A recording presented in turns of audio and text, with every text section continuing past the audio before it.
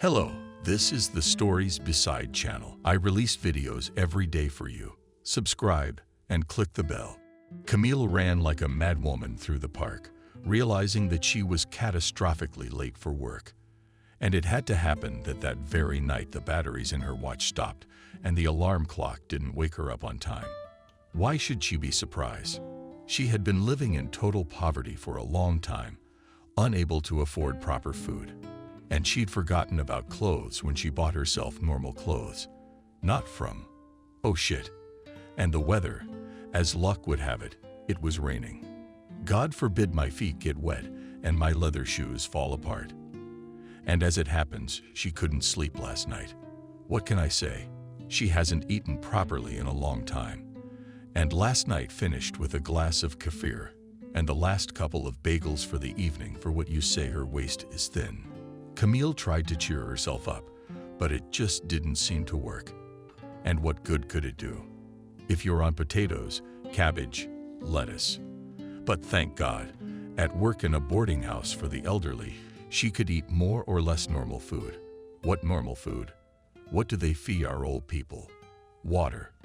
A couple of cereals or vermicelli or a handful. Thanks for that. I did have a snack.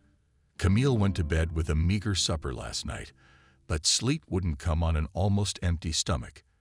At work she had a breakfast of porridge, but she missed lunch because of an old lady. And the coworkers were friends. They took everything to the pigsty and left her nothing.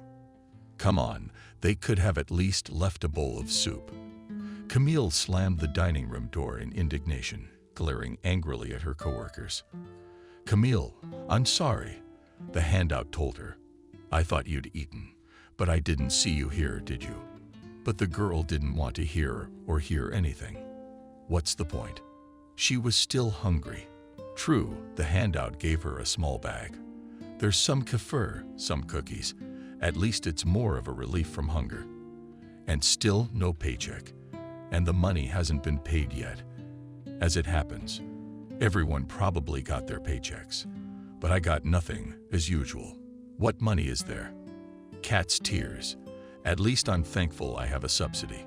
Camille was orphaned at 14 when her mother and father died in a factory. What can I say? In their country, few people cared about worker safety. It was a similar situation here.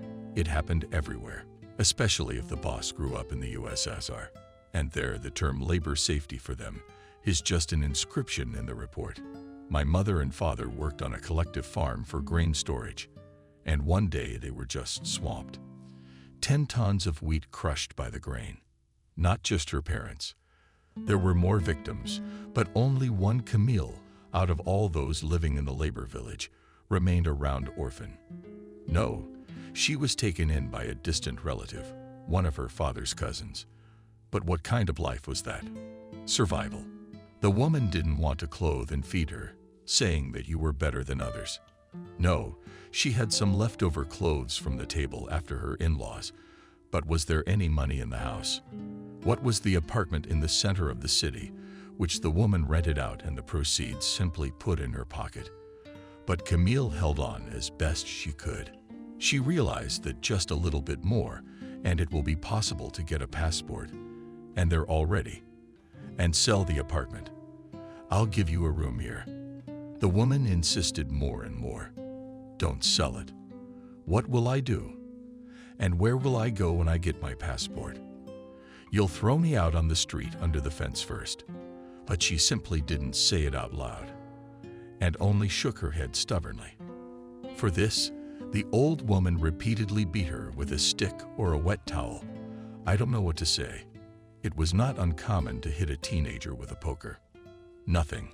Let me just get out of here. Wiping her tears, the girl said to herself under her breath. I wish with every fiber of my being that you'd grow up and move to the city. What can I say? Big city means big opportunities. She was wrong. To have all those opportunities, you had to have at least good friends in the right circles. Camille didn't have any.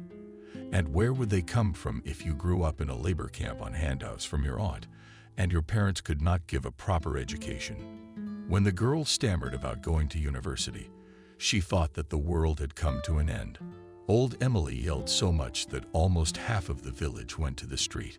Ever since then, Camille has realized one thing. She could only count on herself, no one else. But this did not kill her desire to help others. Now, rushing to work and staggering in the wind in a half-starved faint, she glanced at the old man sitting on the bench.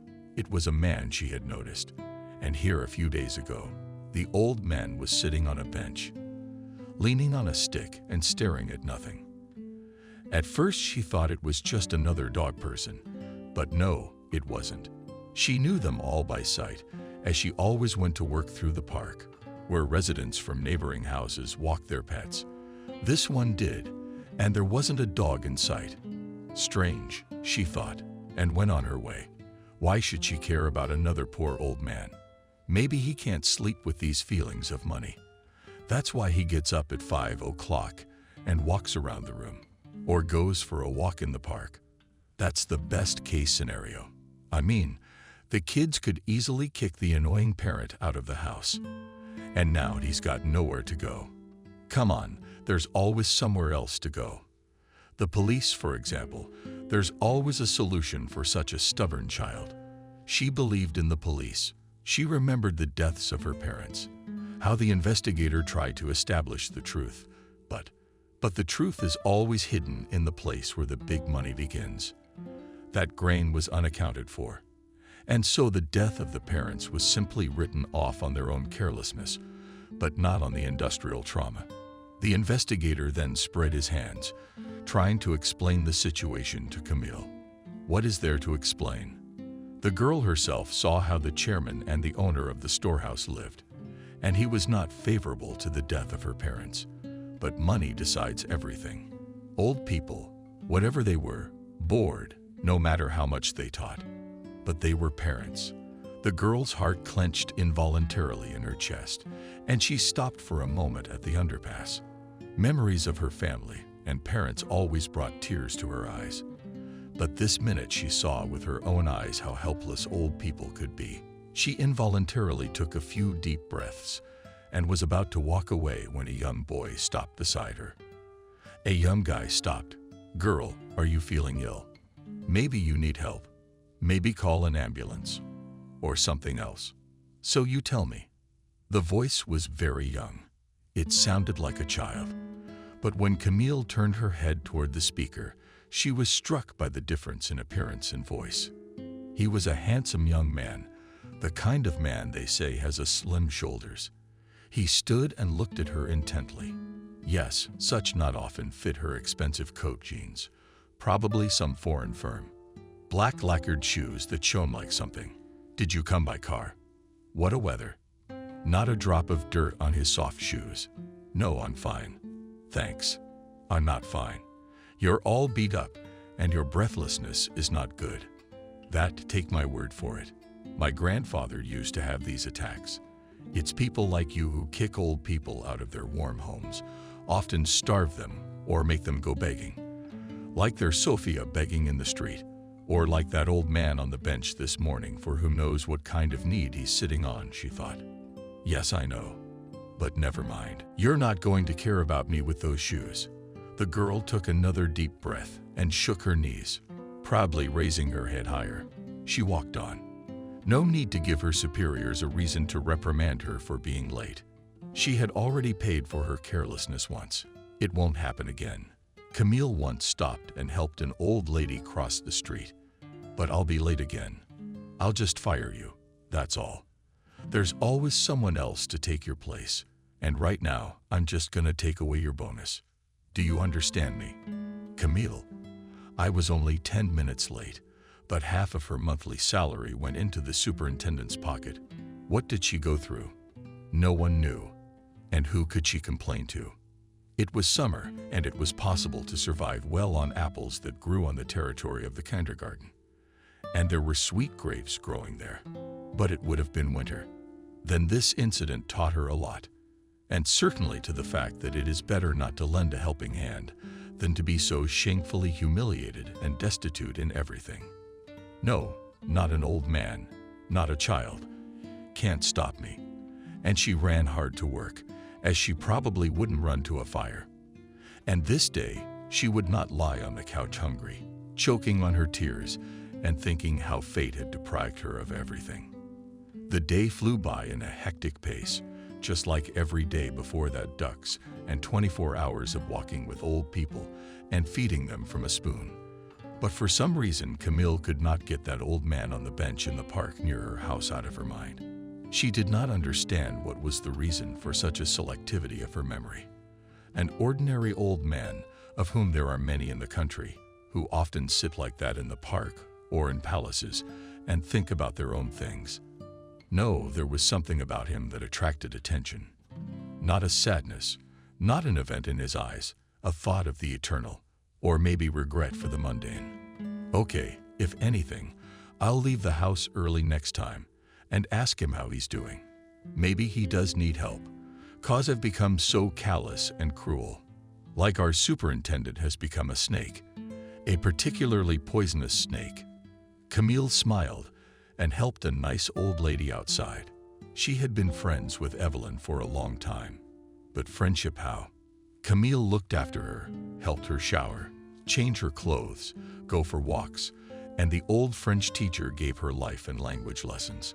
Camille, you're a little sad today. Did something happen in your life? Yes? How can I put it? Evelyn, it's nothing.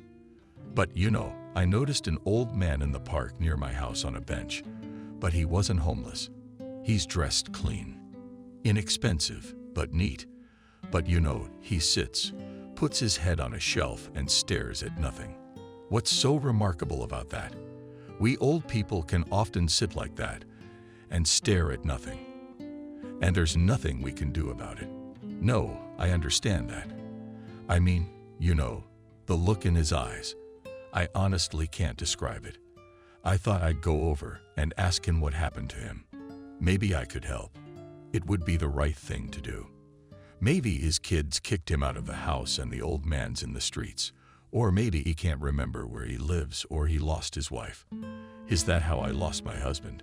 It seems like you realize with your head that he's gone. But sometimes I feel so sad that I can't. Evelyn, how about breakfast today? Camille changed the subject so as not to upset the kind old lady. Evelyn hadn't been with them long. Only 6 months ago. All because of her wayward son. He owed the bank money and couldn't pay it back in time. So the bank took the apartment. And the sweet old lady went into a nursing home. What happened to Evelyn's son? You never said. But Camille realized that the money he had received must not have done him any good, since his mother was silent about his fate. You know, Camille, it was relatively tasty. Why should I complain? I realize it's not home-cooked food. And I'm not healthy enough to cook it myself. And there's nothing to cook with. You know that when the bank took my apartment, I even rode around in basements and attics, eating whatever I could get my hands on. I even stood in the street with my hand out, begging for alms in French. Imagine that picture. It's a lot to see and hear in this life, especially when you talk to old people like that every day. Every one of them came here through no fault of their own. Some of them just drank their way out of the apartment, like their new tenant, an associate professor. Others have fallen into the clutches of crooks, like Evelyn's roommate, Nancy. Not such an old woman. What can I say? Everyone's brought here by chance, not by choice. Not Evelyn. I'm sorry. How's your son? Camille.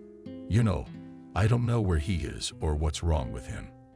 And to tell you the truth, I don't want to know. And you don't have to ask me. I'm sorry, Evelyn. I just must have done something stupid. It's all right, my girl. It's all right. It's true. You're not the only one who asks me that question. So I just got used to it. From that moment on, Camille never asked her charges personal questions. The shift passed quietly. And the girl was glad that at least this shift passed without adventures. She was walking home through the park, and she went through the park on purpose, through the bench where she had noticed that strange old man. But what she saw shocked her. No, he was sitting on the bench as before, but this minute tears were dripping from his eyes, bitter senile tears that quietly rolled down his wrinkles and cheeks and dripped onto his typist and hands. Camille could not stand it, and taking an old knapsack off his shoulder, approached him. "Good morning. Is something wrong? I can help you." The old man turned his head at the young voice and looked at the girl with unseeing eyes. Camille quietly oohed and nodded and covered her mouth with her hand, so as not to further frighten either the people around or the old man himself. The man's eyes were covered like a shroud.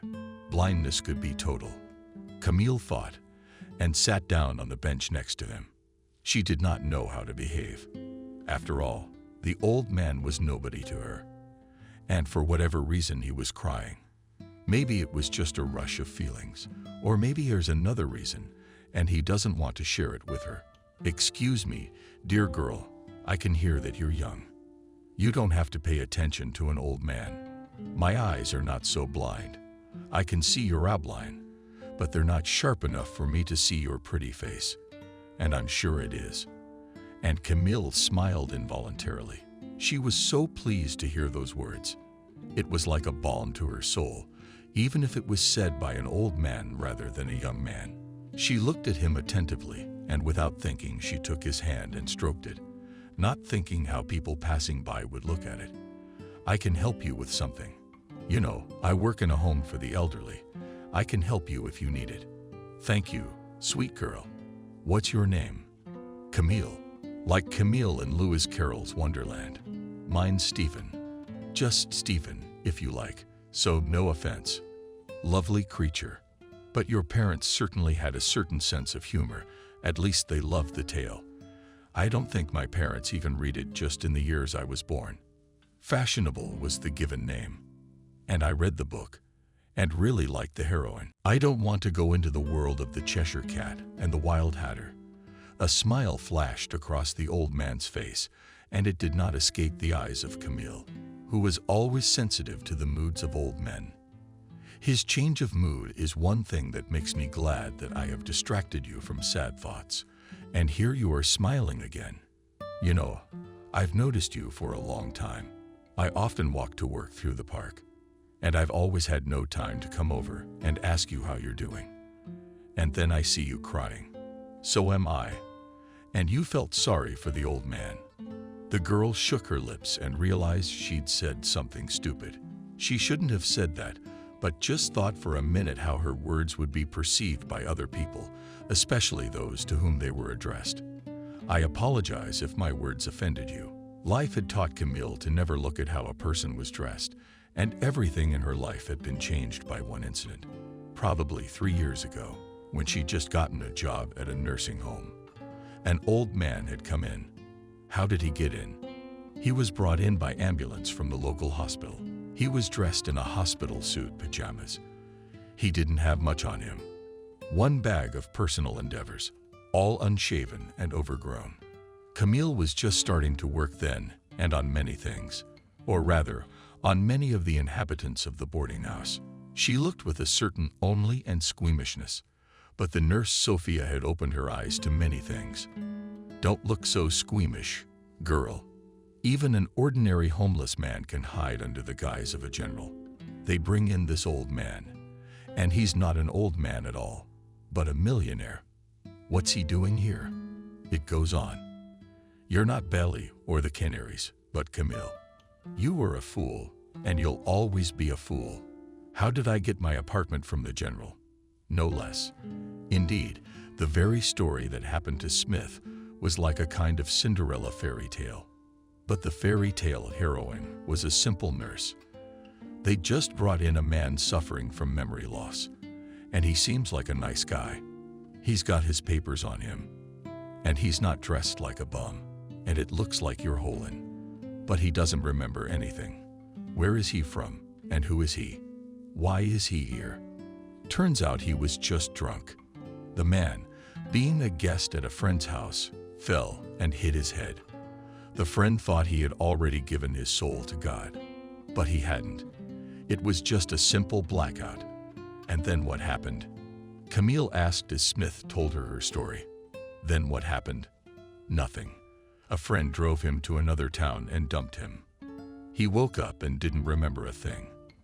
But the brave policeman sent him back to us, and he was already old. And the brain is a tricky thing. His memory came back to him, and it turned out that he was not just an old man, but a police general. Oh, come on. Wasn't anyone looking for him? He probably has a wife and kids, and no one filed a report. But it's not that there was no one. He still has a wife and kids, but apparently no one thought to look for him in another area. And here he is. And when I remembered everything, you gave me an apartment.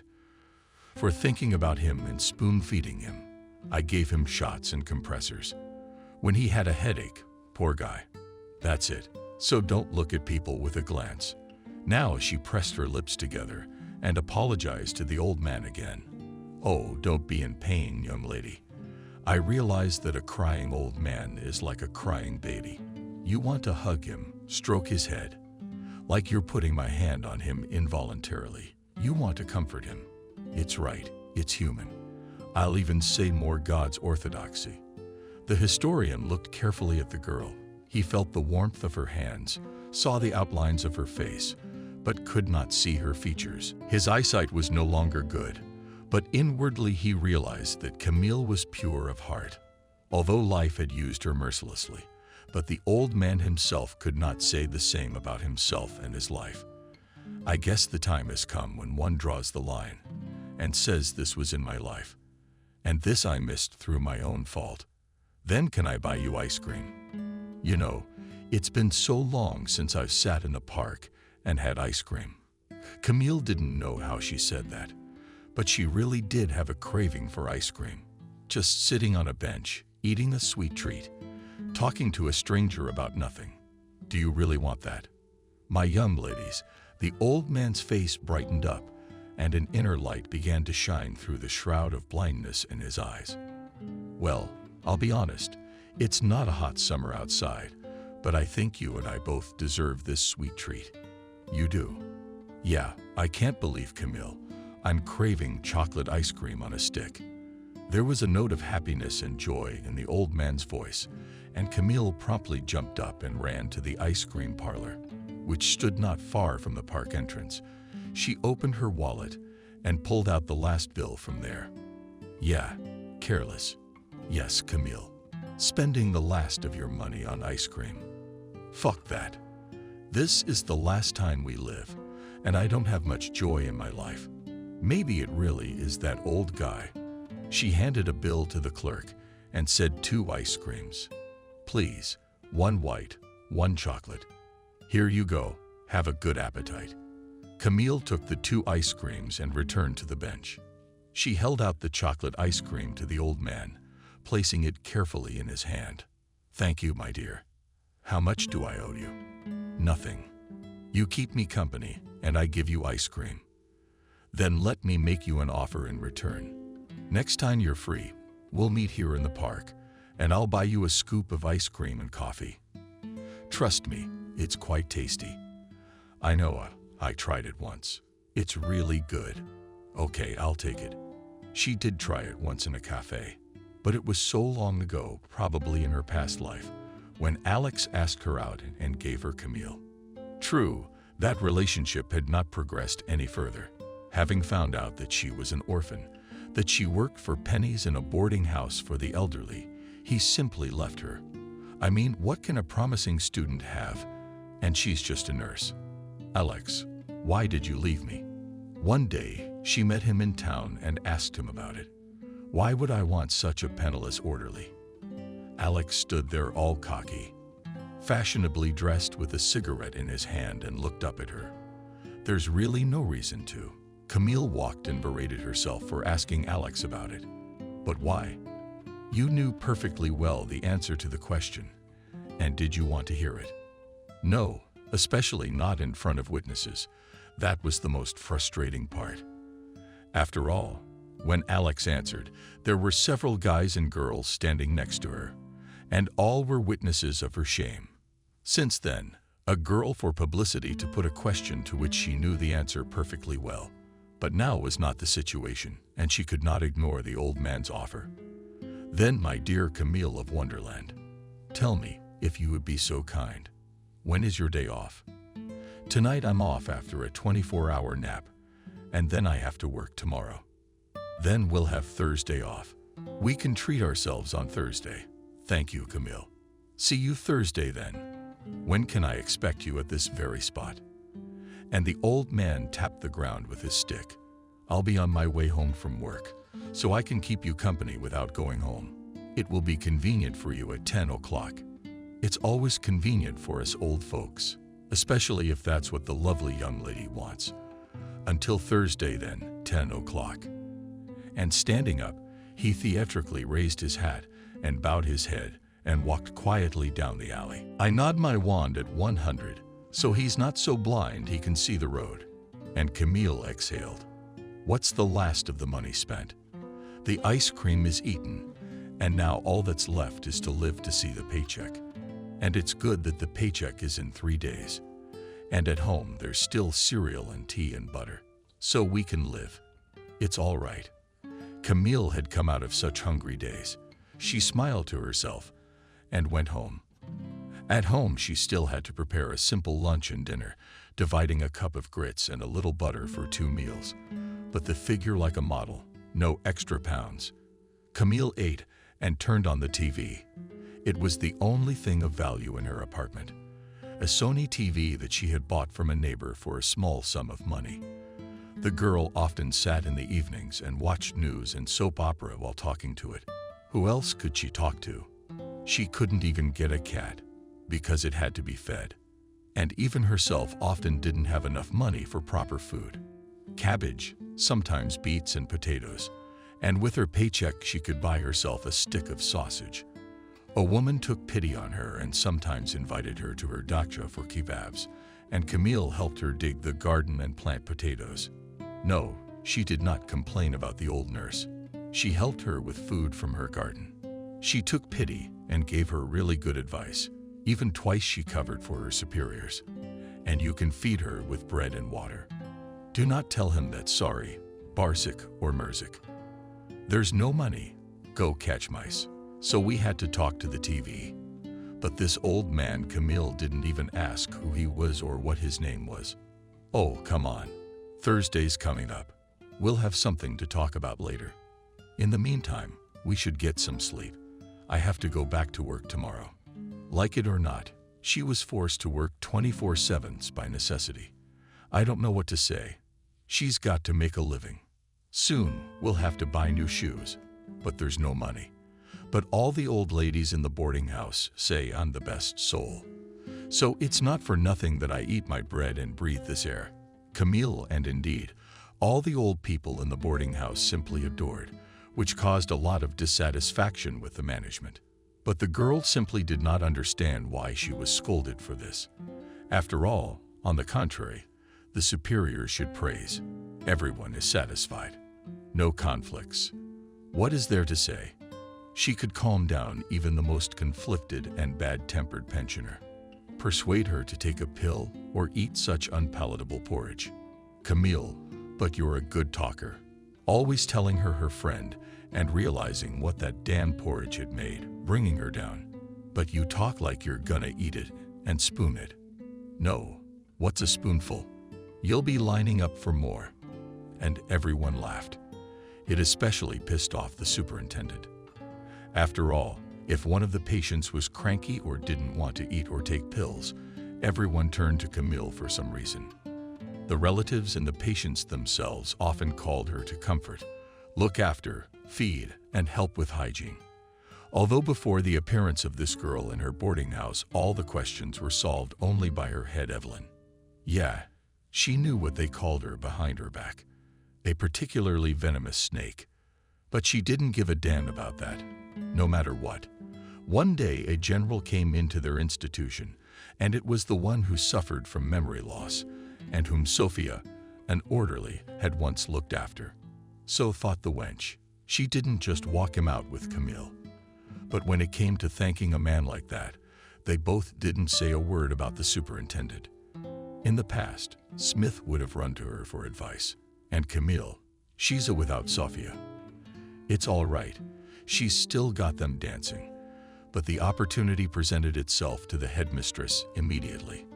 On Wednesday, she summoned Camille from duty to her office and ordered her to inform her that she was staying on for the second day. "You see, Nancy, who's changing you? Well, she needs to go to the pension fund right away. There's no one to replace her but you, so Camille will have to work." Camille sighed heavily and realized that she wouldn't be able to have a good rest, but to refuse would mean to fall into the disfavor of the headmistress even more. But the plus side was that she received money for each duty, so she could buy herself a new vegetable. She nodded and lowered her arms. "And it's okay. You'll work. You'll get a decent paycheck later, and I'll give you a bonus." "Thanks, Evelyn." "You're welcome. Go to work. Then you can sleep at night. By the way, 200 hours. If you say anything, I'll let you, but only from 12 o'clock to 2 o'clock, and no more." Camille nodded and left the office, went to the locker room, and sat down on a bench near her locker. She rested her head on the cold iron to cool her thoughts and closed her eyes. I wonder how her old man is doing. Who was he? Wouldn't he take offense at her? At least there's something I can do. Work is work. He's probably got a pension by now. Yes? And if he's sitting there all the time, I'm sure we'll see him again. But Stephen, that was the name of the old man from the park bench, did have a pension, and a lot of it. He'd worked all his life in the organs, and he'd made general. And then he was invited to the department in his native institute of the Ministry of Internal Affairs, which he also graduated from, graduating 6 young lieutenant. But recently his family has not been doing well, and he himself did not understand why. The children seem to be settled. They live, however, abroad, often come for holidays, but all the same, he kept his wife long ago. About 10 years ago, she caught pneumonia, and 3 days later, the doctors stated death. They said it was a new flu virus, a stamp against which there is no effective treatment. From that moment, Stephen's own disease began to progress. On the background of nervous disorder, he rapidly began to lose his sight, but let him go blind, but not to see the world. And what am I going to do without Sophia? My children and grandchildren are abroad. They call me, but who needs a blind old man? No one. So he lived alone like a finger. Lately, however, a former pupil of his, Christopher, started visiting him. A good and savvy investigator, up and coming and very promising. Christopher came to his teacher purely by chance for advice, and when he saw his condition, he realized that the old man alone cannot survive. And from that moment, he almost every day, well, at least for 5 minutes, but will run away. He'd ask how he was doing. He'd drop off groceries, buy medicine. "Christopher, why are you wasting your money? Young researchers, I know they don't get much, and you're young. You should be spending it on girls for your family, and you spend it on me, and I'll take offense. If you don't take my money, it's over there on the dresser. Take it. It won't offend an old man." And Christopher would take, but would take so 10 or 20 R, but no more than that. Rather to really not offend the old man. But the experience that the retired general was giving him was worthless, and Christopher understood that. So he went and helped, learned and learned, and it paid off. The young investigator was considered the best. They put him on the most difficult and responsible cases, and that was worth a lot. "How are you doing, Christopher?" The general asked him, looking into his eyes like his own child. "There is one thing I cannot give me." And Christopher opened his briefcase folder and took out the next case. "Read its materials, Stephen," and both of them analyzed it to the smallest detail. And the investigator rejoiced like a child. After all, the old and experienced general pointed out to him such points of detail, which he himself would not have paid attention to or would not have thought of these or those conclusions. "But Christopher, you taking a case out of the office, I don't approve of that in any way. As an old professional investigator, you know, it's one thing for me not to tell anyone and another thing. If someone in your department sees it, then you're in trouble too. Yes, I understand, Stephen Williams. But you see, it's one thing for me to give you my word for it. It's another thing to read a witness's statement from a sheet of paper that he held in his hand, signed, and everything. I agree, but be careful. You know that very well. And Christopher was nodding his head. But one day what the old general had so much feared happened. The case was lost. And what was most interesting, Christopher could not understand where he had lost the materials of the new investigation.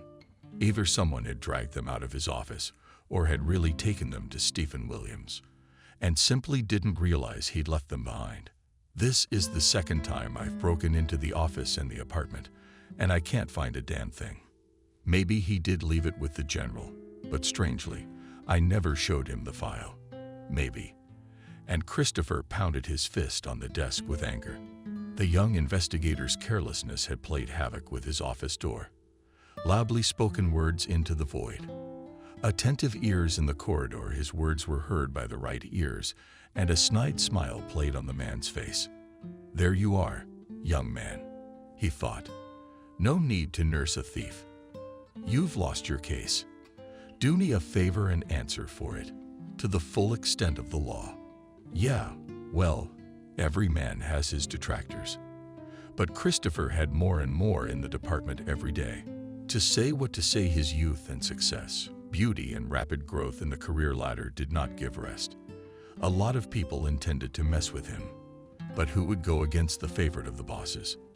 And the bosses showered Christopher with many favors. Need an apartment? No problem. First in line. Need a car? No problem. Let's get you a used Jeep. Need a summer vacation? It's always you, dear Christopher. And plus a vacation to the minister's boarding house. But Christopher himself wouldn't listen to anyone when they told him it couldn't be like that. You're flying too high. Watch it, boy, you'll fall. Though the investigator himself did not listen to anyone. Intuition and the general's advice won't let me fall.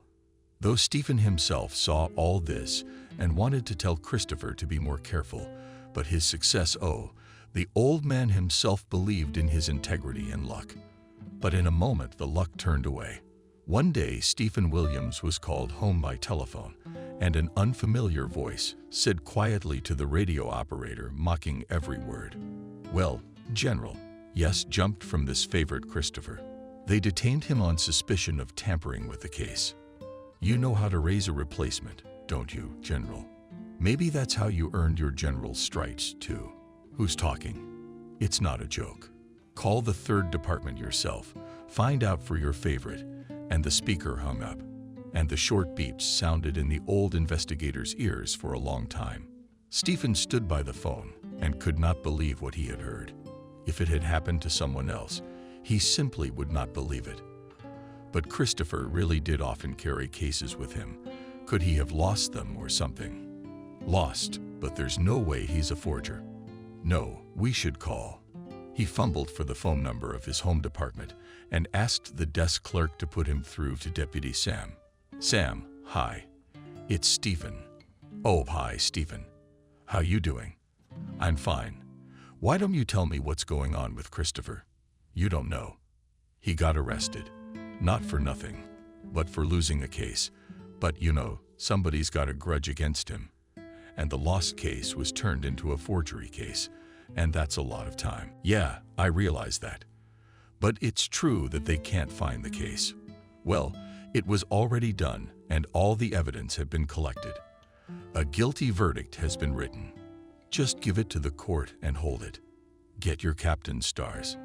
But no, you show up for work in the morning, and there's a search of the office. Where's the case file? He's not here. And it's a tough case. You know who? Where from? Christopher and I have been talking. Probably about 6 months ago. Stephen lied to avoid hurting his student even more. Who knows who's listening to them? And how could it be used later on in the future? Yes, thought the old man, what a turn of events. And the case of the deputy prosecutor himself was taken on a bribe. And there's a lot of other stuff on top of that. I don't know. Either he lost it willfully or recklessly, but it came from the top. A command to reclassify the loss of investigation materials as deliberate concealment of traces of a crime, and with selfish motives. And this is already, my friend, my dear friend, you understand, threatens a lot of problems. Where is he now? Yes, in the detention center for now. Then it's up to the courts. Okay, thanks. Keep me in the loop if you need anything. Call me anytime." And the general hung up the phone. He suddenly felt sick, and he could hardly stand on his feet. Instantly sat down on a chair near the phone. No, he should go outside, get some fresh air. To think. He quickly threw on his jacket and put on his old but still sturdy and warm overshoes and went outside. Stephen Williams liked to think and walk. But even now his head was not working well. Think, old fool, think. How can Christopher be helped now? He didn't know that Christopher had not falsified the case, of that he was sure, but that he might have lost it. You're a fool, Christopher. Used to dragging your cases around with you. Now he's got it all to himself. And then his heart snapped with unbearable pain. Stephen had long ago attached himself to Christopher like a native son. He regarded his defeat as his own failure. The old man simply sat down on his favorite park benches and cried. He couldn't contain his own emotions, which were overflowing.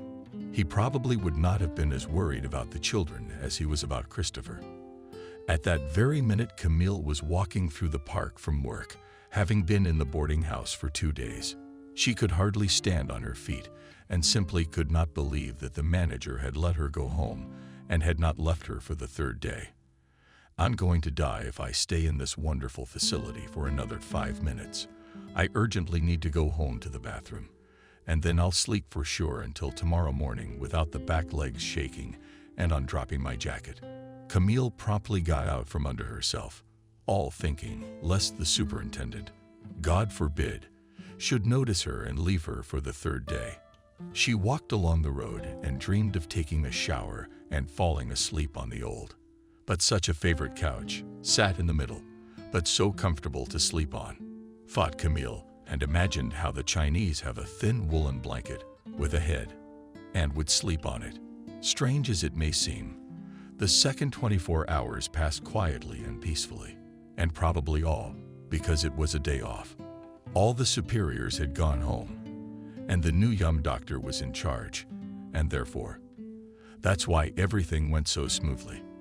I was able to sleep not 2, but a whole 4 o'clock and earned a chocolate bar from the grateful old lady. That thought made her very happy. What does it take to be happy? Thought the girl, to go home and sing so cheerfully. Despite the overcast weather, her plans were simply not destined to come true. At least not in the next few days, which put her usual way of life upside down. As Camille walked home through the familiar park, she wondered if the nice old man she had eaten ice cream with was waiting for her on the familiar bench. And has he forgotten his invitation? No, he hasn't. There sits my old man. Camille saw a familiar pale figure sitting on a familiar bench in a gray coat and the same gray windbreaker, but as she approached the bench itself, she was simply stunned. She had seen old people crying before, and the picture itself had always looked horrifying.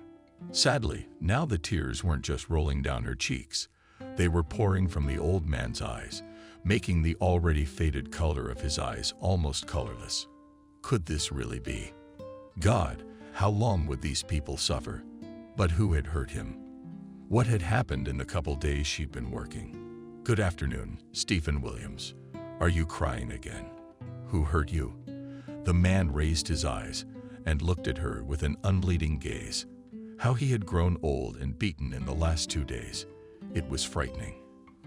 Camille sang with fear and a piercing cold, but I tried not to let it show from the situation itself. "Camille, is that you?" "Yes, I'm fine. It's just that you understand, young lady. A student of mine is being accused of a terrible crime he didn't commit. Even though I had warned him to always be careful, he did. Now you blame yourself. Don't be, Stephen Williams. Your pupil is not 5 years old or 10. I think he's an adult. He should know what he's doing and how to do it. Camille, you just don't understand. Christopher was like my own son. Where are your children?" The girl knew very well how to talk to old people. And now she's just trying to change the subject. "Yes, that my children.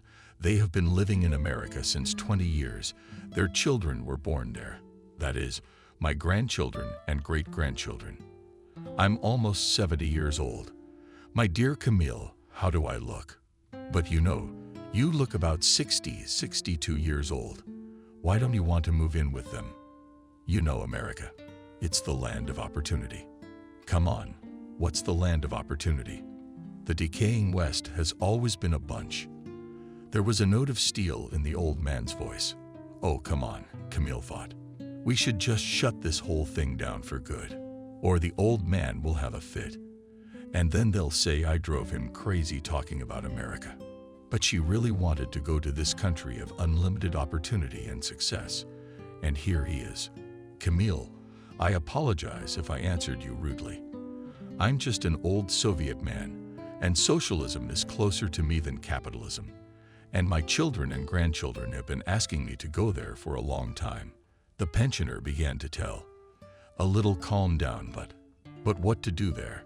Go to the beach or feed pigeons, so this pleasure, and here is enough. There's nothing to do. And Christopher, well, that's my apprentice. He thought about it for a minute, and the old warrior's logic and intuition were making themselves felt. Stephen really wanted to talk. So he spoke, and the girl listened attentively. She realized that here and now a lucky lottery ticket might fall into her hands, and then the way to America would open up. So my Christopher, he's a talented investigator, works for the police. There's a police station not far from here, and he comes to me for advice on this or that case. He always had one downside.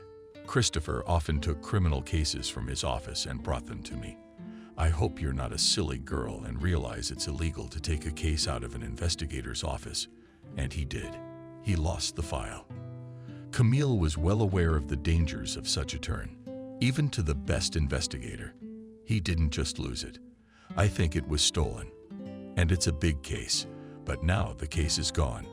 And Christopher was charged with falsifying documents and put in jail.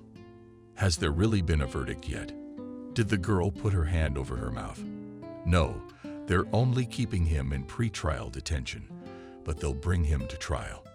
We need to find that lost file.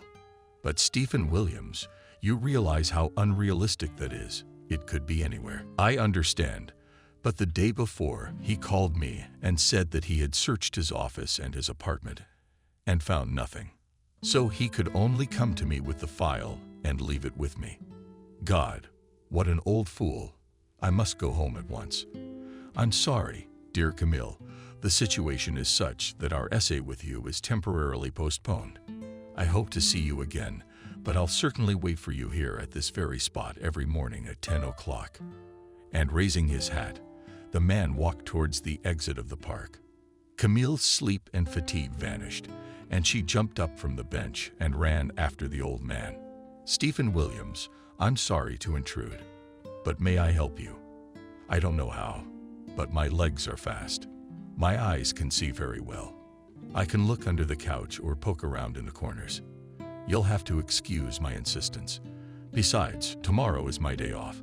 I can afford to help you as much as I can. But why not? I'm pleased that you're willing to help out like this. So, I'll do it. I'll have to shut down the whole house, though. If there's nothing to do, at least you can help me clean up. I'll make sure you have lunch. I've got a neighbor who helps me clean, grocery shop, and cook. But I'll help you. She hasn't eaten anything since this morning, and her belly is treacherously disfigured. Stephen directly stopped at that sound.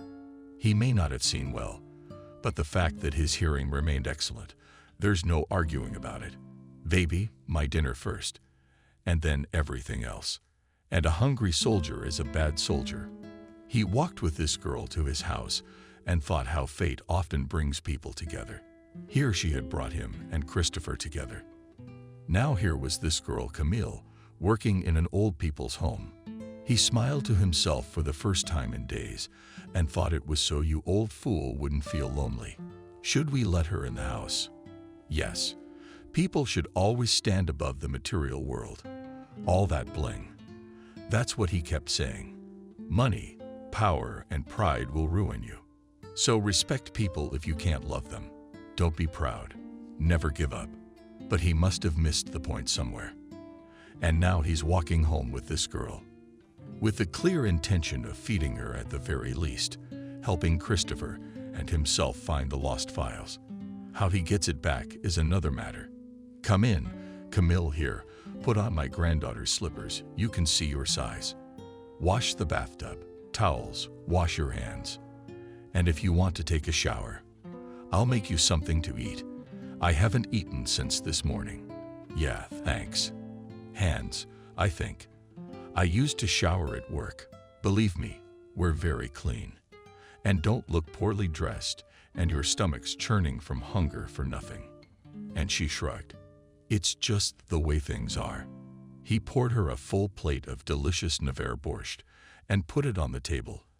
Added sour cream and sliced bread. The second was broth, but also rice and cutlets. Yes, thanks to the neighbor on the cooked quite a lot will be for 3 days. Not with such an appetite as this skinny girl eats. It won't last long. Well, he enjoyed watching her eat, and for some reason Camille reminded him of Christopher, a young and hungry man just like her. Stephen smiled and motioned her a plate of bread. Camille ate and couldn't get enough of such delicious borscht, and with sour cream she hadn't eaten in a long time. Probably not since her parents had died. Only her mother could make such delicious borscht. She was the only one who added garlic to it. She noticed how warmly the old general was looking at her and stopped a little. It really wasn't nice to bang a spoon on a plate like that when you were hungry. Sorry, Stephen Williams. This borscht is just like my mom used to make, except she used to add garlic. But my neighbor, who cooks it the same way at first, added garlic at least from this spice.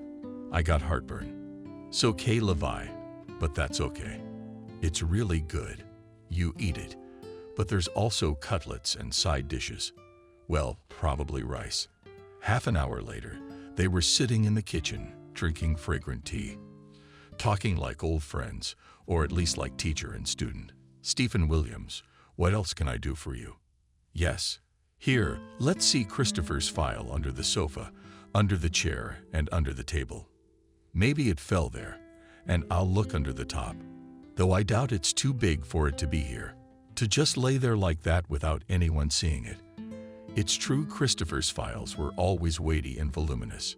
He carefully prepared documents, collected evidence, and in general prepared material on conscience, especially when the case was already going to trial. He wouldn't miss it. That's why Stephen went through the whole apartment for the umpteenth time and found nothing. And Camille had already looked in all the corners, even moved the sofa. But Stephen Williams, I'm sorry, but you've got more dust than cases, especially criminal ones. I'm going to get a floor cloth and a mop and at least mop your floor.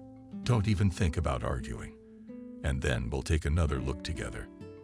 But when the floor is dry, they spent the rest of the evening going over the apartment one more time. They even went so far as to rearrange the furniture, but they never found the case, and the old investigator was afraid of one case, simply stolen from Christopher's office. That makes this whole thing look like a setup. He must have crossed somebody's path. What can I say? A smart man is always a threat to a fool, especially when that fool is in power. Excuse me, Stephen Williams, did you say something? No, I'm sorry, Camille. Just thinking out loud, I guess. Come on, girl. Let's go out to dinner, and I'll throw you something to eat and let you go home. You probably didn't even sleep on the job. Yeah, I worked 2 days. And after your hearty lunch, I'm just so sleepy. Let's go. So are you going to work tomorrow, or what?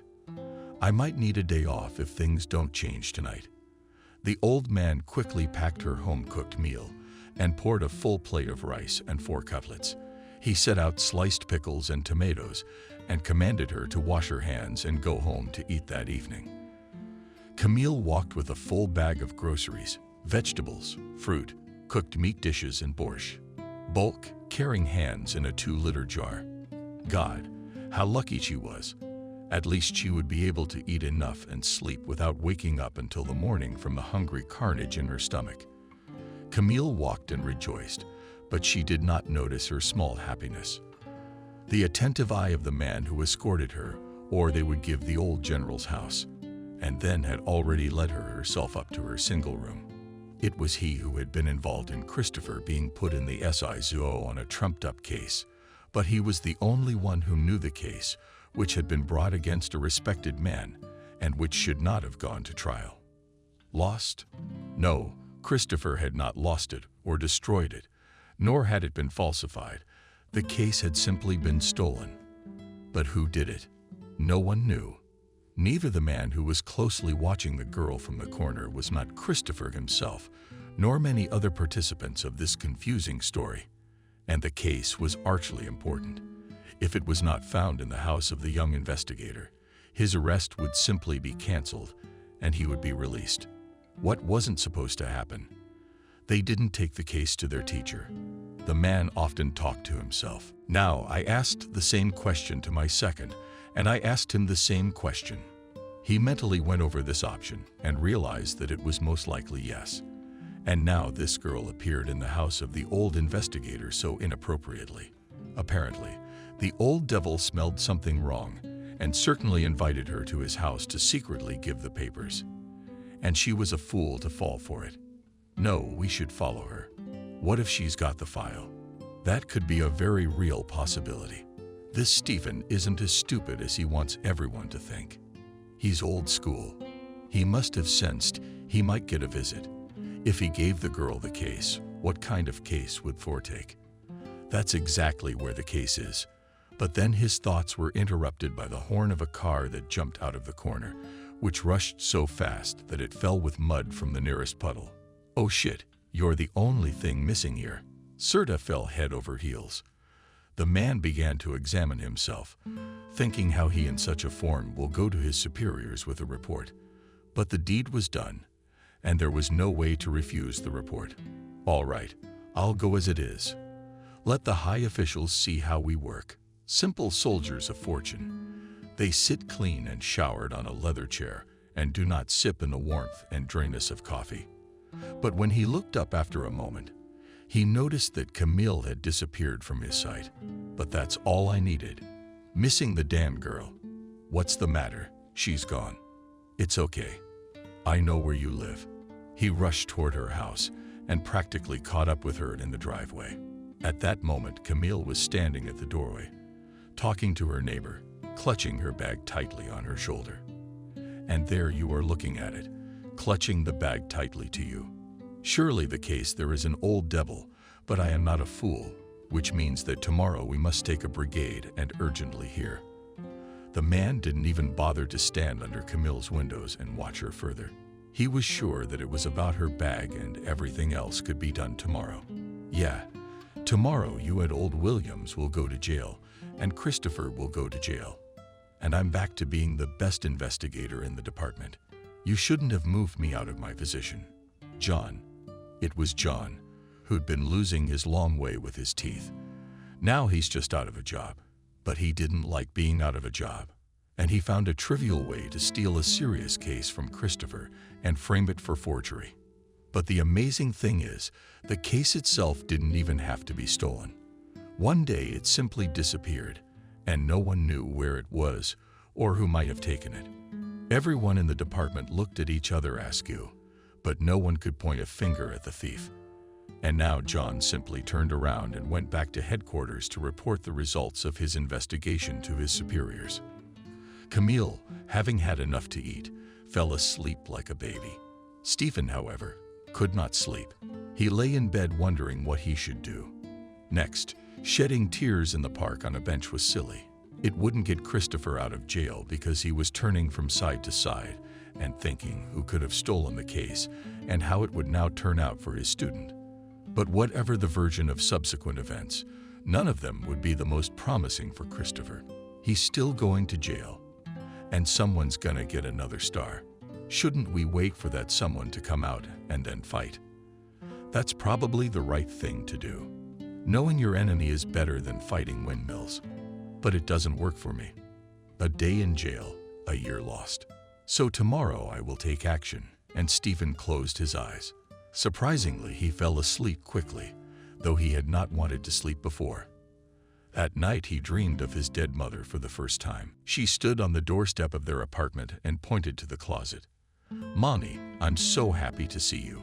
But where are you pointing? What are you trying to tell me?" The man looked at the corner his mother was pointing at and was surprised. There stood an old wooden mop, and on it was his shirt, on which, as unaccountably Pavlovsky, were 4 stars of the captain. Wow! Did his mother, and in the other world, let him in the uniform on the floor rags? Yes, she's like that. Maybe. Mother never wanted her son to follow in his father's footsteps and join the militia. Stephen's dad was killed by gangsters when he was a year old. Since then, his mother tried her best to keep him away from the police. It came to the point that his mother even tore rags into his uniform and washed him with them. She checked the windows, tied in the vegetable garden, bushes, tomatoes. It came to absurdity, but now she did not want to laugh at her son's choice of his profession, but warned him about something. In his sleep, Stephen lifted a corner of the floor cloth, and a huge rat jumped out at him. At that second, the man woke up in a cold sweat. Well, there's your answer to the question. Christopher definitely did not lose the case and did not falsify his case stolen by the rat. Stephen smiled to himself. It was like a stone had been dropped in his soul. He wiped his sweaty forehead with his hand and stood up. There were still a lot of things to do. Make coffee, eat, call Camille, and ask how she was doing. Even though she wasn't, she's probably still asleep. Anyway, the most important thing is to find that rat that jumped on him in his sleep.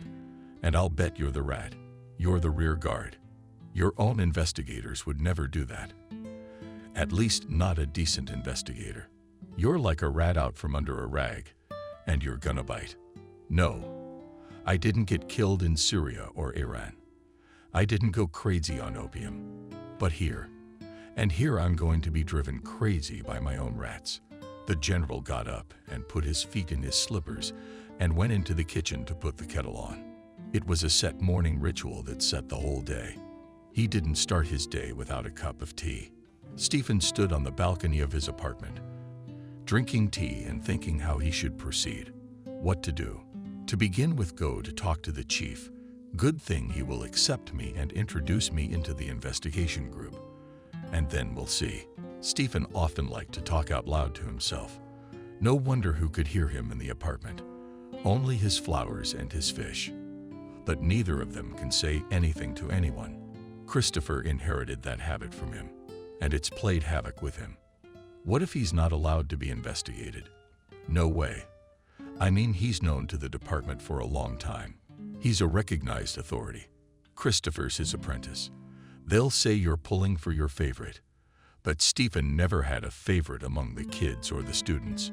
Yes, he might have singled out a talented investigator or forensic scientist, but no one was his mind or his servant. One should be valued for one's earned talent, and no more, and not for patronage. And they'll tell you, friend, that it's a personal interest and voila. Okay, I'll walk around, and then I'll see. I'll go with what I got. The man went outside and raised his head to the sky. He said hello to his late wife in his mind. Up there in heaven. That's how he always started his day. It was a kind of prayer, but praying is good. I have to go help Christopher now. I wonder how that Camille is. How did she sleep? Was everything good? Maybe I should go over and see her. After all, she wrote him yesterday on a piece of paper her address. And by the way, it is at the end of the park, that old 5-story building. And the second floor is not high.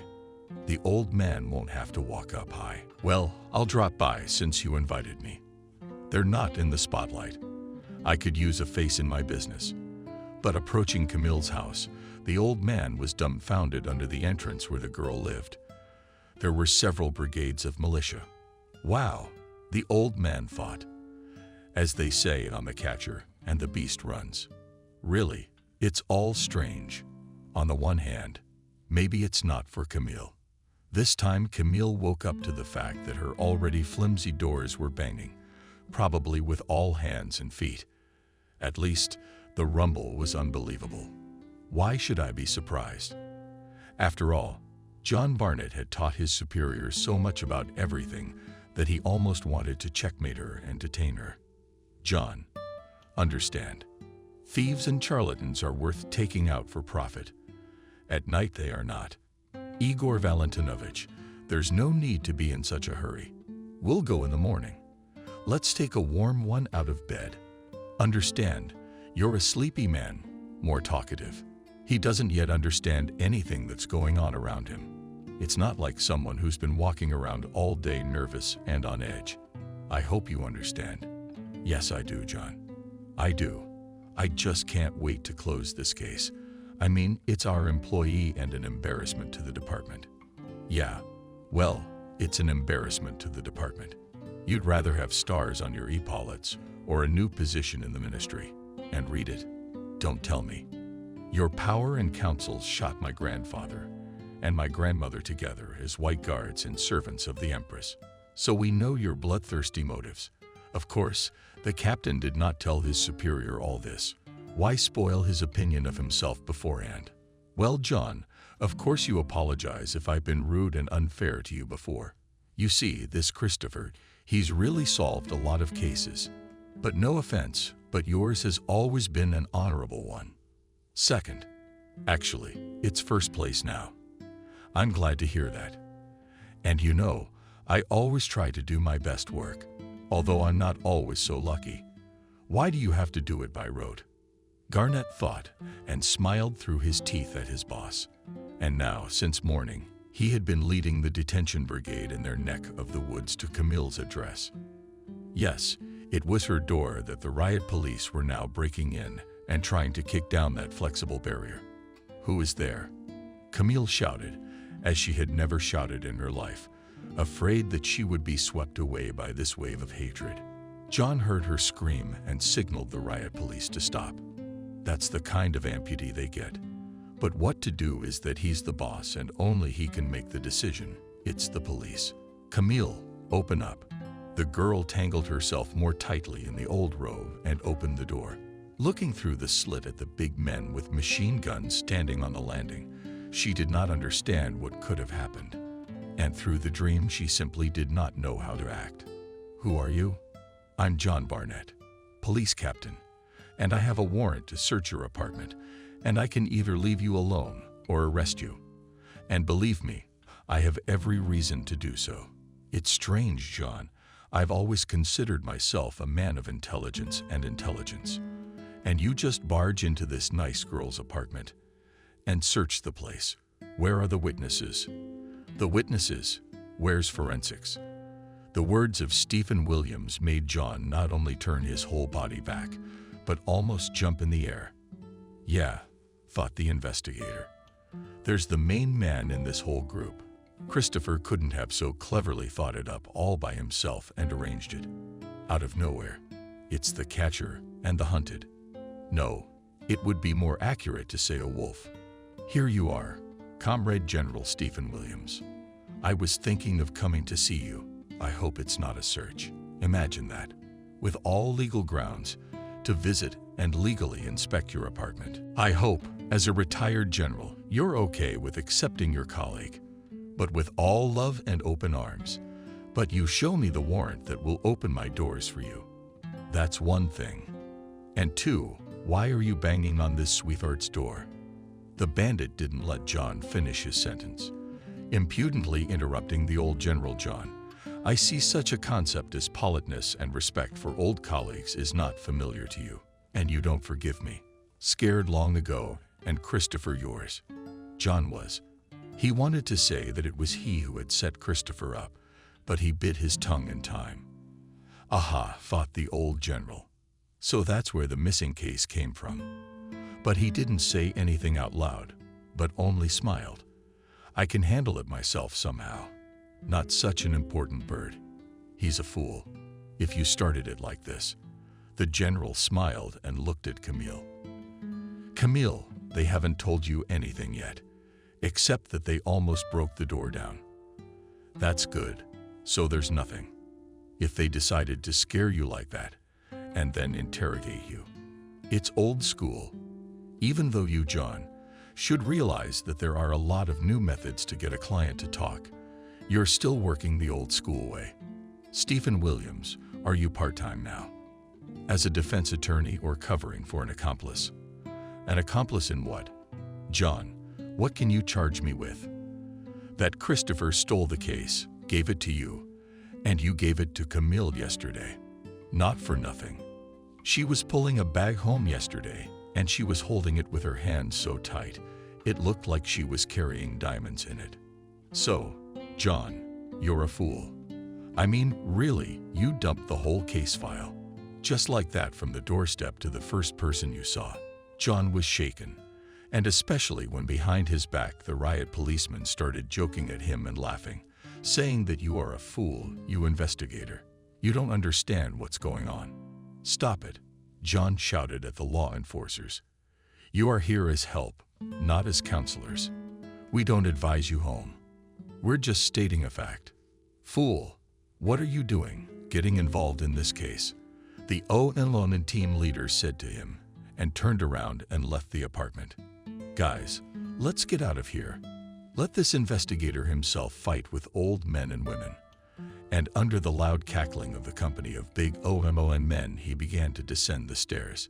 John's face was covered with red spots. The investigator began to choke with anger. He realized how much he'd missed. Now, Stephen Williams, although you are known here, I'm going to ask you to leave the apartment and not interfere with the investigation. The investigator tried to take a few deep breaths, so we don't screw this up, and pointed his hand to the old general at the door. But he was not going to leave, and began to dig in the inner pocket of his Syrian coat. Look at this lawyer's license. I want to represent Camille if she now verbally agrees to have me as her attorney. You don't mind? And he looked intently at the decayed and frightened Camille, who at these words nodded her head. Yes, I give this your verbal consent. Let Stephen Williams represent my interests, and you don't you dare barge in like that. And we're already here. So, please, a warrant for the address of your apartment, and I'll ask you first if there are any illegal items, drugs or weapons in the apartment, or any investigative cases. You're not in a hurry, are you? Okay, think about it. Stephen Williams, though a retired general, is a smart man, but he's not all-powerful. Yes, Camille, think it over and try to be honest. Stephen Williams smiled at her and nodded his head. Say what you want to say. Don't be afraid of anything. Camille looked at the old general perplexed and nodded her head. She began to tell him that she was not hiding anything. She has no such illegal items, and even less criminal affairs. She now realized the reason why the investigators had burst into her house since morning. But she didn't let it show, and the girl was good. At once she understood what was going on. The general thought to himself, I didn't show it. If you had a little help, you could be a good specialist. But I'd like to help Christopher, and then I'd like to do Camille. Maybe put her somewhere else, like the business house, for example, in their department, or a clerk at the courthouse. Better pay and less work. Otherwise, she's skin and bones. In the meantime, John was going through the girl's apartment from head to toe, but he realized that in this miserable situation there was no case. There was simply nowhere to hide it. An old couch and a dresser, a small closet and a couple of chairs, a table and everything in the kitchen, a table and a couple of stools, an old refrigerator. His men had already dug through everything, but they looked at the chief with bewilderment. They said, sorry, there's nothing. It's a real case. How could there be on that criminal authority could be the size of a considerable? You can't hide it under the carpet or shove it under the floor. John kicked the corner of the couch with his foot and turned around and waved to the guys, saying, let's finish up. Thanks, Camille. Sorry, I don't know your middle name. For your cooperation. Tomorrow, please come to this address and familiarize yourself. Sign the record of today's actions. But I have work tomorrow. I can't. Well, nothing the day after tomorrow then. The report can wait, said John. And he thought to himself that it was not worth displaying this zero result in front of his superiors. That John hadn't found anything. That's how shamefully you run. Stephen, though, was a retired general and realized that his words were a display of lawlessness, but he couldn't take a jab at his colleague. True, Barnett did not say anything to such remarks of his, but only slowed his step, shooting his eyes in his direction. "Wait, old man, I'll see you again." When the door slammed behind him, Stephen Williams sat down on a chair in Camille's room and looked around. Poverty in all things, not unlike his general's mansion. "Thank God you made it. Don't worry. I hope you realize what they were looking for." The man's voice sounded calm and confident. "Yes, I do. And for nothing. I don't have it and couldn't have it." "Okay, let's make it so you're off today." The girl nodded her head and sat down on the bed. "Then let's get some rest, and I'll take care of business. If anything, I'll come over to your place, if you don't mind. You're at work tomorrow. Then I'll wait for you the day after tomorrow on a bench in the park." And nodding his head, he got up and left the apartment, going to the familiar police department. If the fish is rotting, one must act with one's head. I'll find out everything, and then be what happens. But I hope I can still get Christopher out of jail. I'd hate to see such talent go to waste. What can I say? A week later, Christopher walked out of the detention center and stood on the porch and raised his head to the sun. He stood and reveled in that feeling of the sun and the wind on his face with the freedom he had almost lost. Christopher reveled in the strength he felt in his hands that were not handcuffed. Now he understood all of his charges who had gone to prison through his fault or the fault of his coworkers. "Hello, Christopher. But here you are free." Stephen Williams stood outside the detention center with Camille and smiled. "Stephen Williams, darling, you're my teacher." "Is that really you?" The boy promptly ran down the steps and with outstretched arms embraced his old mentor, accepting him like a father. He stood and hugged his old teacher and wept, unashamed of his own tears as he cried, "Do you need this now? You shouldn't hold back your feelings." The man hugged the young man and patted him on the back. After a few minutes, he raised his face to the general and a smile played on it. "I now understand all my under-trial detainees, how hard it is for them, how hard it is to wear handcuffs. It is simply unbearable. Now you're on the outside, and everything will be fine. You know I didn't take the case, and if I did, I couldn't lose it. We got a case. Let's go. First, we'll go to my place, pray, talk, and then we'll go again. By the way, Camille, she's my new friend, and she helped me in many ways, particularly in your release. So you owe your freedom to her to a certain extent. Thank you, dear Camille. I am very, very grateful. But why was I released? Stephen Williams, I honestly don't understand a damn thing. The cell door just opened, and they told me to pack up and get out. And here I am. Is that a bad thing? My young friend, no, but it just puts me in a bit of a quandary, so to speak. Is this all a hoax? How real is this? Real, my friend. Very real. Now, come on over here and help me eat. My neighbor cooked me some delicious borscht, potatoes, cutlets. Jesus, after the government food, it all looks like food of the gods. The Trinity rode in the cab and kept silent. Each thought about his own, about the frailty of fate, when even the smartest and most experienced investigator can make a mistake that costs him his freedom, afraid and throwing things into the washing machine. Christopher sat down at the table and inhaled the aroma of making this borscht. How delicious it was. Christopher worked with a spoon. It was like he hadn't eaten for years, and he wanted to eat for years to come. Christopher, you're not borscht. There's a pot of borscht over there. And then there's the second course. So there's a spoonful, and a plate, and I'm lying down. You can't imagine how good it all tastes after the government cargo. I believe you. But by the way, there is still a second one there, so no hurry and please. Go and make tea. Christopher looked carefully at his teacher.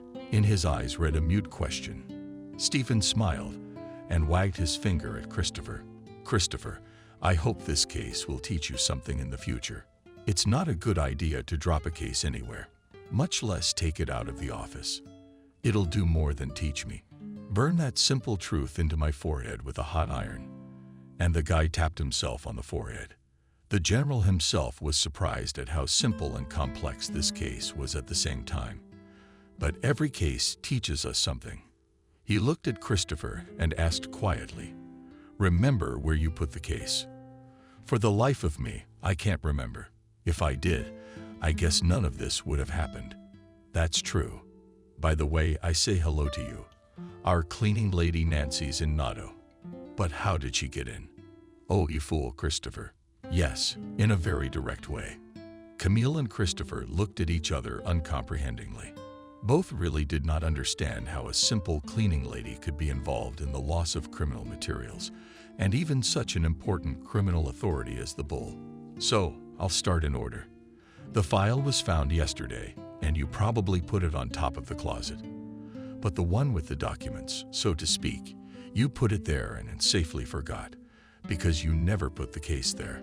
Consequently, your brain didn't register that information. And again, your fault is that you put it on the top. But badly, the case simply fell into the gap between the wall of the closet and the wall. And imagine, it stayed there safely hidden from everyone. I'm a Turk, aren't I? You said that, and now I remember. Yes, I put it upstairs. I thought I'd put it in the cupboard and lock it. But I got distracted, and as luck would have it, I forgot about it. Well, not about it, but where I put it. And it fell. Although probably when I was moving furniture, and how did I not think to look in the space between the closet and the wall? Well, really. And Christopher tapped himself on the head. He only now remembered that he had actually put the case on the cabinet. And then he had been distracted and had safely forgotten where he had put it. And the case might have fallen behind the cabinet itself when he was closing the office door. A trivial oversight by any human being, which turned into imprisonment. But thank God, everything was found, and the truth came out. And Nancy, thanks to her cleanliness, opened your office, decided to clean it. And get this, she looked behind the cabinet and saw the lost file. But she doesn't know who lost what, so she took it to the duty officer, although our warrant officer himself, and you know very well what happened to him, almost had a heart attack, even though there was probably a squeal for the whole department. Yeah, that's how our cleaning lady solved the case better than any investigator. She got a bonus and a certificate of merit for it, by the way. And the order to release you, well, that's it. Jesus, who would have thought it would turn out like this? Christopher really didn't understand how it happened. But how was Camille involved in all this? Christopher immediately liked this girl, so he decided to draw her attention to himself. Yes, she was with me when I went into the office, and she was the one who told your cleaning lady to clean behind the closet. Christopher, you really have no idea. It was purely serendipitous. It's just that at my job, they clean all the corners behind all the nightstands and closets, once a week, so to speak, general cleaning. But I got into a conversation with the cleaning lady and asked her if they clean out the closets, and she jumped at the idea and said that it really wouldn't hurt to chase the cobwebs in Christopher's office. Yeah, scare the wicked with a broom. Yeah, you never know where you're gonna find something and where you're gonna lose it. But by the way, why is John Barnett on this case? Who knows? Just jealousy or something. I don't know. It's probably jealousy, by the way. Before you got here, he was the best in the department. Well, in quotes, so to speak. No wonder his zeal and tenacity could be channeled. He'd have been worth a fortune. He could ride you too. He could, but he didn't have a teacher like you. That's why he's messed up. The man doesn't know how to get his own way in front of his bosses. All right, Christopher, I hope we all learn a lesson. You don't have to lose your business. Clean behind the closet and the couch more often. But to me, what seems like a complicated case can be a trivial household occurrence and easily solved with a simple broom. And everyone laughed. Okay, Stephen Williams, thank you for your hospitality, your lunch. I'll pick it up later. And now it's time for me to go home. My bosses gave me 3 days off when I got out of detention, so I'm just gonna sleep it off. Camille, you hang in there with my dear teacher, and I have to go home tomorrow for 24 hours. Camille, can I walk you home? Christopher was as embarrassed as a boy to say such simple words. Yes, in fact, Camille was also embarrassed by the words of the young investigator. After all, the attention of such a guy was new to her. I don't mind. If all 3 of us go through the park and miss ice cream, and I'm a fool, tapping myself on the forehead. Stephen Williams, I promised you a GSS, but I never delivered. How unkind of me. It's okay. I'm definitely gonna get that girl that coffee. I owe her my freedom, after all. Christopher almost jumped out of his chair and ran into the hallway to get dressed. The old general looked at Camille and quietly, so that Christopher did not hear, said, "Look at him. He is not a bad guy, and he needs a girl like you, not spoiled, who knows the value of money and labor. If he likes me, he's nothing compared to me. Trust my experience. I know Christopher, and I can tell you they'll like you. So don't be a slave. This could be your happiness." Camille nodded her head and went into the hallway to get dressed. She really liked it. Christopher. Handsome, funny. You can tell he's reliable and smart. You can't go wrong with someone like that. The girl really wanted him to walk her home, and then ask her out on a date, take her to a cafe on the street, ask her to marry him. She was already in the clouds, and she didn't notice the smile on her face. Oh, I see, Camille is smiling. That means everything's all right. Stephen Williams went out into the corridor to see the young people off and closed the door behind them. He said a quiet prayer to himself. He had never prayed before, not really. Probably at the funerals of his mother and wife. And so, but when he had asked for Christopher. Yeah, Stephen, you'll soon be a devout man and start bowing before icons, or you'll go into a monastery, a novice to himself. But at the same moment, he thought that it really would be good to go to church, to put a candle to God and ask for forgiveness. But he was raised in the era of developed socialism, and they were not taught to pray and ask the higher powers for help, and for nothing. I want to pray for these young people. May everything be well with them, and they will invite me to their wedding, and maybe even to their christening. He smiled and waved to the young people from the window. Christopher and Camille waved back as they came out of the driveway. Good man, Stephen Williams. He really is a pro at what he does. Can you believe it? Almost 45 years in the force, and has raised many generations of good investigators. And he has children, I understand, overseas. Yes, 2 sons, but they didn't want to carry on his work, even though my teacher's grandfather and great-grandfather were. Also, investigators worked in the KGB, even in the ranks of Tsarist Russia. It's like a huge potential. You have no idea. I can't imagine. I'm just a nurse in a nursing home for the elderly. I don't know much about investigators from movies and TV shows. Camille, I'm sorry, I really didn't mean to offend you. I'm sure there's a need for people like you. I mean, maybe I'll be a decrepit and infirm old man, and I'll need you to take care of me. It could happen, but it's possible. If we get married and live happily and prosperously until we're old, we will. I'm not asking you to get married right away, but at least I'll ask you out on a date. If you don't mind, maybe our relationship will really make a strong family. I'd really like that. You really like me. Camille said it, and then she flinched. What an idiot. Why did she ask that? Now she looks like a complete idiot.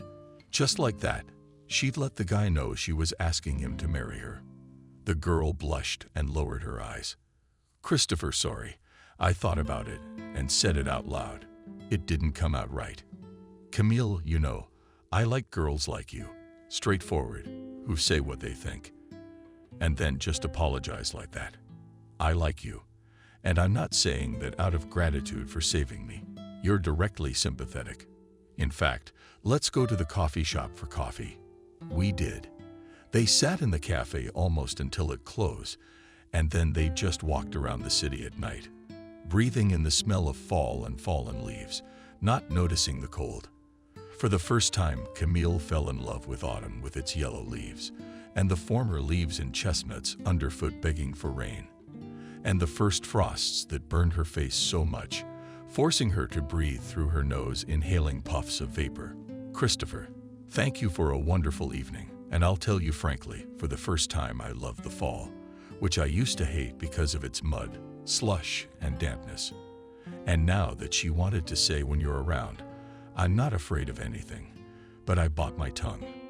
You know, Camille, stopping in time is a great skill. And don't argue. Even if you meant to say something nice, I think my wife should have that skill. And Christopher meant it. He realized that Camille was a wonderful person, even though she was dressed poorly and unfashionably for the weather, but all that was fixable. And it was his job to take care of this girl, who had certainly had her life shaken and seen more than once, but it had not done her heart callousness. He gently pulled her to him and kissed her forehead. Camille, in this embrace of a strong young man, simply melted. She wanted to stand like that and not go anywhere.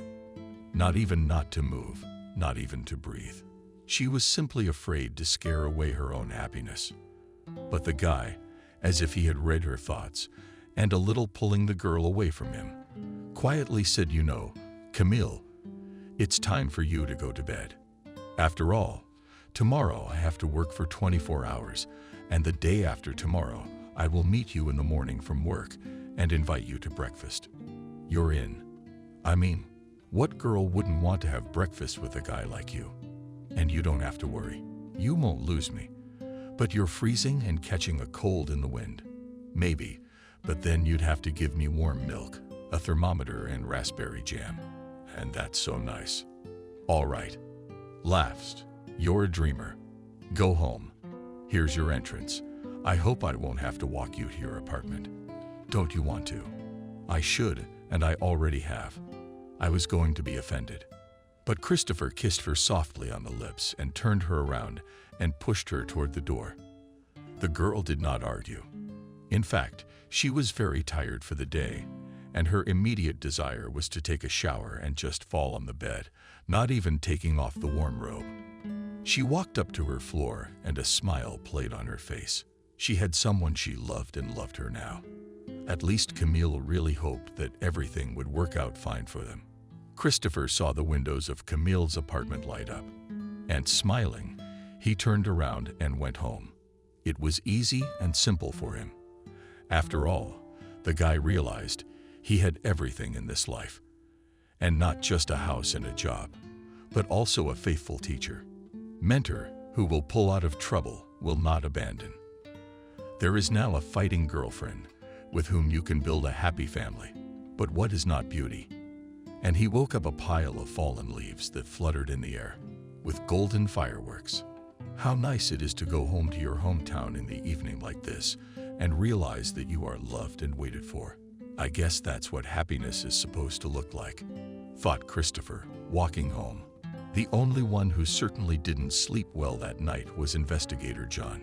He'd never had a failure like this before. Yes, he had his little errors and shortcomings, but he could always turn most of them to his advantage. And what will happen now? The investigator was talking to himself, standing on the balcony and smoking a cigarette. He realized that Christopher was on good account with his superiors, even with the ministerial leadership. Plus, the charges against him were not confirmed. That's how he got even. Maybe I'll leave the militia and go up north. My uncle asked me to go there a couple years ago. Well, no. He wanted to get promoted, get a star. Now I'm sure these atrocities are being torn off me. Christopher won't just let it go. What's Christopher got to do with it? He ain't got nothing to do right now. And the old general will definitely raise it with the ministry and demand my dismissal. But John didn't even realize that none of the participants in this story cared about him. Christopher forgave him and forgot his prank long ago. Camille flew on the wings of love, and Stephen Williams simply let the situation go. It was the old general who understood how self-inflicted guilt could be devastating, often to the point of insanity and suicide. Serves him right. The man thought, standing on the balcony and gazing up at the starry sky. "You don't want to dig a hole for your colleague." He smiled at the night sky and the stars and thought to himself, what is his wife doing in the other world? How is his mother doing there? Stephen loved his women, and to that little list he had now added another name, Camille. The man stood staring into the darkness. He wished he could just, like in the song, part the clouds, or rather that darkness with his hands, and light it up. Day and night. A young and beautiful girl who must have suffered a lot in her life. "Nothing, my dear Camille. I won't leave you for nothing. No matter how much you may be against it, no matter how much Christopher himself may oppose it, I'll talk to my people at the ministry tomorrow. Here's a better place for you, but I'll leave my apartment to you. That's for sure. My girl." He'd long ago decided to leave the apartment to someone else. For some reason, he didn't want to describe it to the kids. And why should he? The children live on their own, separately across the sea. If none of his sons wanted to continue his dynasty of explorers, why give the apartment to them? He taught them, gave them a path in life. And as he saw it, the children settled down in America, and all he was left with were old albums and memories. A few months later, Christopher and Camille applied to the registry office and invited to the celebration. All their colleagues and friends, and the witnesses were Stephen Williams and Molly, Camille's best friend. It was a beautiful wedding that many people will remember. What can I say? All the wishes were sincere and from the heart. As for John Barnett, he didn't wait to be appealed against and thrown out of the authorities in disgrace. He wrote a report of his own accord and simply left for the north. And he did the right thing, thought John, looking out the window of the train, respecting him to the cold lands. I would simply not have been allowed to work there. They'd be watching me like rats, and my uncle would help me get a warm job. At the due date, Camille gave birth to twin girls and a boy. The older boy was named Stephen and the girl Sophia. You have an old general who not only helped Christopher in life, but also introduced him to Camille. Stephen Williams, you will definitely be our godfather, and don't even think of arguing. Camille said, rocking the babies in the stroller. Oh yeah, Camille, I wouldn't dream of it. My children have not made me realize that I can't refuse. Grandchildren. At least I'll be able to hear you and Christopher in the cradle. But you trust the old general with your treasures. He winked at her and looked at the babies. How much do they look like their parents? May they do well. He wished the kids in his mind, I will. Don't doubt it. There will be times when you'll have to babysit them. And I'll ask you for it, if you agree, of course. Not that I'll do it. I'll ask you to leave the kids with me for the weekend, so you and Christopher can have a vacation. Believe me, Camille, children are an incredible blessing, and thank the higher powers that you are in my life. Stephen brushed a stingy falcon tear from his eye, trying not to let Camille see his weakness. No need to show how lonely he was, though he was lonely. When these two get older, they'll start walking. So you old goat, you'll be running away from them yourself. From such thoughts, the man only smiled and leaned over the stroller and adjusted the blanket. Let them sleep. Sleep is the highest good, which is given to man. And then we all grow up to be in a hurry, not realizing why. Is it worth the effort? Stephen Williams and Christopher said that John, the investigator who prosecuted him, he quit. Yeah, filed a report and moved up north. I think he said he had an uncle up there. At least be honest. Seems to me a guy like that can't have any relatives. Come on, you yourself realize that there are many people like John. Just some of them are not in power, do not wear uniforms. Stephen looked at Camille and marveled at how smart she was beyond her years. And even though she had no education, her reasoning was like that of a person who not only had several diplomas behind her, but had lived a life, or rather, several lives. That's how I won't believe in heredity, which is given by past generations. You believe in everything. And it's good that he doesn't. But I'll try to raise a general out of this boy. But at least as long as I have strength, I'll raise him a real cadet, like they raised me at the academy. What about the girl? Or will you neglect her? No, never. She'll make a real battle buddy. That's how you are to Christopher. What's wrong with that? They both laughed, but immediately stopped. You don't want to wake little babies while they're sleeping so sweet. For the parents, for the godfather, because in them, each saw the continuation of their own life, of their own meaning. Returning home from his apprenticeship, Stephen Williams went to a small temple and put a candle for the repose of his favorite women. As promised, I asked the Lord for the best for everyone, what to say for Camille and Christopher. Thank you, Lord, I haven't seen you here before. The priest's words sounded unexpected, and Stephen even trembled. From what a few drops of relaxed wax sprang on his hand. I hardly ever come in here. I just baptized 2 twins here recently. But yeah, I remember you. You were the godfather. But you should come by more often, especially on Sunday. Come to the morning service. Our choir sings beautifully. And in general, you should go to God. Take my word for it as a retired colonel. Stephen Williams looked at the priest in surprise, but did not say anything. Apparently, everyone has his own destiny. Some go north, others turn to God. Maybe he did. Thank you. I'll try to come, but I can't promise. You don't have to promise. You just come. Stephen turned and walked out of the church. And the priest looked at his back through the open church doors for a long time, and then quietly crossed himself, wishing God's protection. Every man needed protection. Whether he believed or not, it did not matter. The road to the temple also led him. Not at once it was worth to pass not one war, loss of wife and betrayal of children to believe in the Lord, to take the tonsure and forgive all his offenders and eventually find peace. Lord, have mercy, save and keep. And it's time for us to think about worldly matters. And the priest went about his business, caring for each of his parishioners, of course, to the best of his ability. Another lost soul has come to God, he thought. So God's work is not in vain. And we are all his helpers. He mentally smiled at his own thoughts and once again thanked God for giving him happiness. Each person, apparently, has his own happiness.